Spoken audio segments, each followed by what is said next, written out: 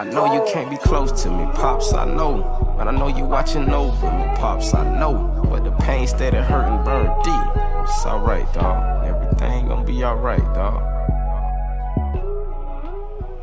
Yo, yo, yo, what they do? Everybody, I'm Asante Tay, and this is Tay Tay Loudmouth, and we're sitting with the one and only King Cocky. Yeah. What they do, Cocky? So, what it's about today is King Cocky and how he became the king. So, we're just gonna talk about a little bit about promoting. We'll get into the music, and we'll get into, just what everybody want to know, think they know, or trying to figure out. We're gonna lay it all out tonight. So let's start with the promoting. Like, tell us about Cocky Con Promotions. What you wanna know? Okay, so where it started? It started high school. You been popular. It started from me being popular, but it kind of happened like by mistake. One of my late friends, he kind of convinced me to be a promoter. This from jail. Rest in peace to my lady. I just did a party and it just launched from there. So that was it. It wasn't a plan. It wasn't nothing like that. It just happened. It just happened. Yeah, like literally for real. Is it a lot of work living up to the promotion? Everybody else doing it. Like, what make you different from every other promoter? For me, everybody gotta put their work in, but for me, it's not hard because it fit into how I live anyway, you know what I'm saying? Like, I think everybody else trying to follow each other and they trying to follow the latest trends, and me, I just don't care. Like, I'm gonna make you adapt to my trend, you know what I'm saying? So good luck to everybody. And I know you're the life of the party. I done been to beach them. I done been to beach them on one of your nights, and I saw you on stage, and I was just like, wow. I love the energy. I love how you make everybody feel like they welcome, and everybody's the same. Like, you and your whole beaching thing, like how that started and how that's going. I was at Glitz like 2 years ago. I was at Glitz, me and Mello, shout out to Mello.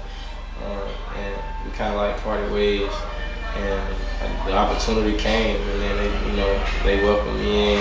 I've been there for like 2 years now, and it's going great. Like, I think that's what separated me from everybody else, is when I made that move. Like, everybody already knew I was different, but for me to make that move, that kind of showed the division and it's like levels and differences.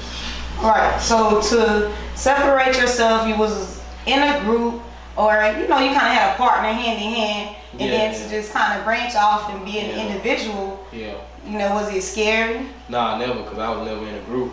I was like, we just used to partner up and do stuff, you know what I'm saying? But I was always like a one-man army. Like, I was like the rebel, you know what I'm saying? Like, if I win, I'm gonna win alone. If I lose, I'm gonna lose alone.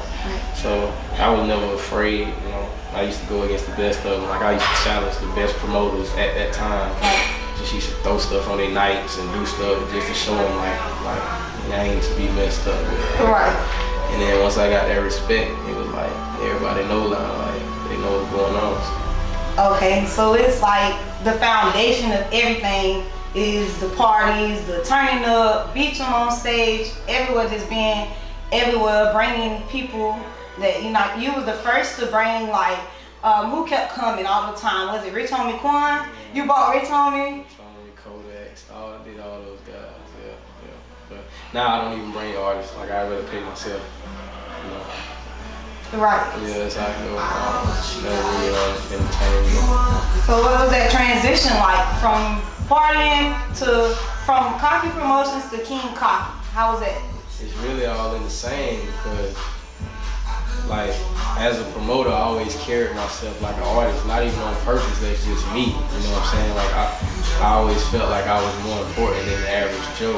So, I was always doing the same stuff. So it's nothing new, you know what I'm saying? You got the attention, you got the fame of it, which I really don't care about it. You got the female attention. I've always had all that, so nothing really changed. Yeah, you seem real humble. Like, a lot of people will take your name Cocky and try to make it into their own belief. Oh, he sold this, he's stuck up, this and that. I'm not stuck up, man. I'm very, very humble, because I know when, like, how times was when I ain't have nothing, and what I had to go through to have something. And I always try to motivate people to take those kind of steps. This is the kind of stuff you gotta do. So if you don't know me, you'll feel like that, but if you talk to me, you won't feel like that. Okay, so who inspires you the most to be an individual and just to be different, to let you know, embrace that? My dad, of course. I got a couple homies, Goat, B Hall, they locked up now, but those older guys, they inspire me to like, don't go with the wave, go against it. So, and it's working for you? It's working very well, yeah. Oh, so you, like if you could clone yourself to be in many places, I bet you would, because you have so much going on. I would. And it's a gift though, you know, you always want to have the most going on and not nothing going on, you know what I'm saying? Like, it's a lot of nights where I don't sleep. A lot of times I can't be around my kids. Like, I always have stuff going on, but for me to be able to get anything they want, that's what makes me do that. Sacrifice. Yeah, so mandatory. So the fame and the popularity, everybody going crazy about you. Because they go crazy about you. Yeah. That's something I can say I witness. I see, I hear it. They go crazy about you, but you just kind of control the energy. You have to control the energy. I'm used to it, so it's like I say, when I was in high school, I was a popular basketball player. Like, I was always somebody, you know what I'm saying? But at the same time, you can't let that get to your head and feel like you better than folks, you know what I'm saying? I know I'm not better than nobody, like we got the same opportunities, but we just hustle different, you feel me? So I don't treat myself like I'm better than nobody, but I do let people know it's a difference. Right, and you got to. Yeah. I know I heard you, I listened to Closer to My Dreams, your song. I heard you mention your friend Vonnie and that things different from losing her. Like, what's that like? That was my girl though, man. Vonnie was a real cool chick. She was real cool. She was a sweet person. So, you know, she got a special place in my heart. That's my girl though. Okay. Yeah. You all grew up together? Was she from Winter Garden? Yeah. She wasn't originally from Winter Garden, but her people, everybody's from Winter Garden. So she grew up around us, so like chicks. So, you know, she okay though. I believe that. Definitely. Yeah. Was Winter Garden, like, is it the same as growing up in Paramore, Center, Crossing? Like, is it the same or is it less hood? I never really hear much about it. Winter Garden is hood. I would feel like Paramore and all those areas are probably a little more rough. But Winter Garden is very, you know, it got its ways. But, you know, it's the same thing going in the neighborhood. You got the bad activities, you got the shootings and the killings and the police and the snitches and the fake niggas and the real niggas, and you got the same, it's same stuff everywhere, you know. So I just never got adapted to none of that, you know what I'm saying? I try to stay away from all that stuff and just do my own thing because, you know, I'm from the hood, but the hood don't dictate me. You know what I'm saying? So that's it. You know, no matter where you at, you're gonna have some kind of stuff like that go on. So. Right.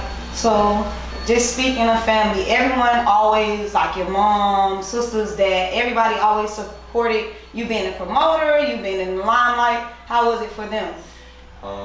Everybody was scared at first. They really didn't accept me being in the limelight in a way that they couldn't protect me.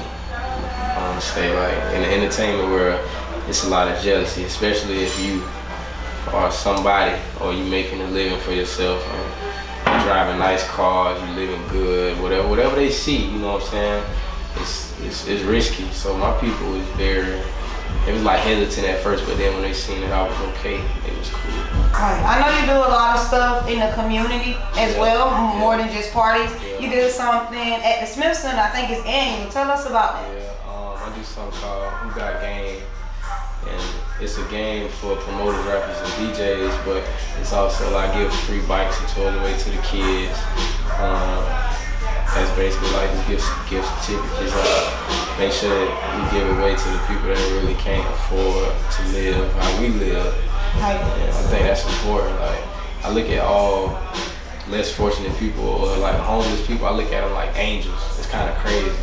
But I look at them like angels, and I feel like every time I see a homeless person, I'm getting tested. So if I walk by them, it's like I walk by a blessing.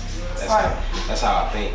Because it's crazy out here. Like, I can't see myself having a pocket full of money and won't even give a homeless person $5. It's not up to me whether they lying or not. It's like, right. You know, they take that up with God. You take that up on your own, but if I see it, I gotta give it. Yeah, I saw you take a picture with a homeless guy. Was he homeless? Yeah. That was recently. To my knowledge, he was homeless. I don't know. Okay, you know okay. I always see him downtown, and he was like, man, they expensive now. They don't even ask for quarters. They ask for like $5 is like the minimum. You know what I'm saying? So he's like, man, let me get $5. You know what I'm saying? So I'm like, all right, cool. Take a picture with me, man. I'm gonna give you $5. Yeah, I'm gonna give you $5. So I gave him $5. That was it. Giving. You gotta be giving, dog. You gotta be giving. Like I always tell people, bro, I remember when like I didn't even have a car. You know what I'm saying? Yeah. And that was like recent. That was like 4 or 5 years ago. You know what I'm saying?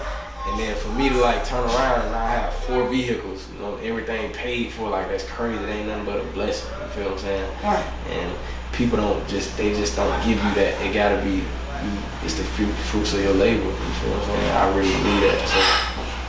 Definitely. Yeah. So you got a lot of, you know, religious background. I know you mentioned your dad was a pastor. Yeah. Like, how was that growing up being a preacher's kid? He just became a pastor though. Like he became a pastor like 2 years ago. You know what I'm saying? Okay. Like my daddy was.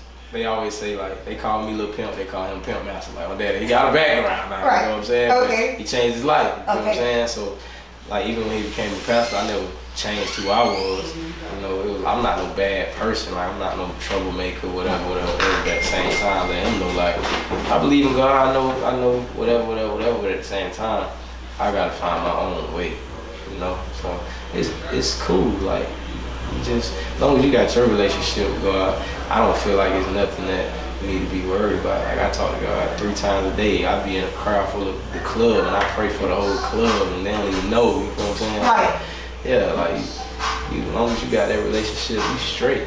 That's why I just live how I want to live. But I also guide people and talk to people that they want to talk and they talk about their problems. I can't tell you about the Bible, but I can tell you about real situations that I know he done brought me out of. Okay. You know what I'm saying? So yeah. I feel like that's the difference. Like people try to screw you with Psalm 23. Yeah. And they know you don't know it. Can't so keep it's up like, with yeah, that. you can't keep up with that. But I can tell you like, dude, like I was in this situation and I know I talked to him and he got nobody but God. Yeah. So that's just me.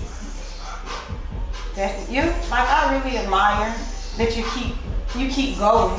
You like you may hit a bump or you may you know experience a loss like you just lost your dad. But you're still going. Like you're balancing everything, all these different emotions, different events. Like how is that for you? You have to, because I think if I was to stop, like it's bigger than me. I don't live right now, and I learned this when my dad died. I don't live for me no more. So it's like if I stop, you know, I like lay down, I'm letting everybody else down because I'm really like the head. I'm the man in charge. From my mama to my sisters to my kids to my baby mamas to everybody. Like it's like if we lose Dell, right, it's gonna be a problem. You know what I'm saying? And they would have felt if I wasn't in this position to take care of myself, I would have felt like that about my dad. Like if I'd have lost him, I would feel like damn, like what I'm finna do now. But I was in a position to where okay, daddy gone, but mama, we alright. You know, we good. You feel what I'm saying? So I think you gotta balance though. You have to because it's a gift and a curse from when they call you number one. You'll never hear me say I'm the best promoter in the city. I'm the hottest rapper. I never do that. But for you to say it, that's enough. Yeah. I don't have to brag and say this, but you gotta understand you will always be attacked.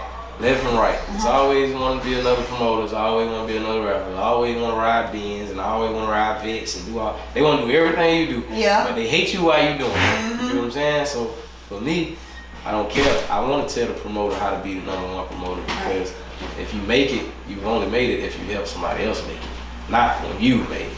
Okay. You feel what I'm saying? Yeah. So it's like when you make it to the number one. See, lately I've been thinking, been trying to ease my mind, so I've been drinking. Just trying to stop this ship of mine from sinking. But damn, Dad, I miss you.